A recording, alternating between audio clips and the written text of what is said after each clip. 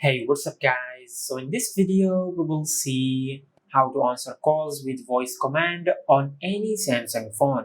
Now to do that, just open settings, then go to accessibility.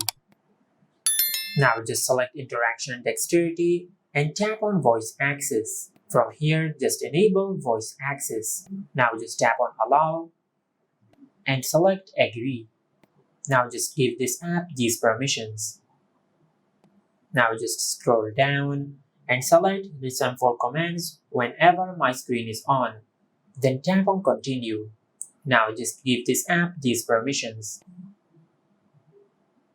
Now just tap on continue and tap on allow. Now just tap on finish.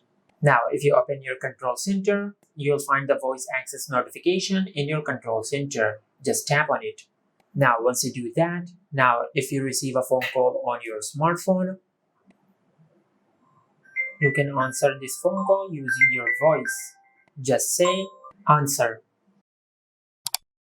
And this is how you can answer calls with voice command on any Samsung phone. If you found this video helpful, please like the video and subscribe to our channel and hit the bell icon to get notified when we upload a new video.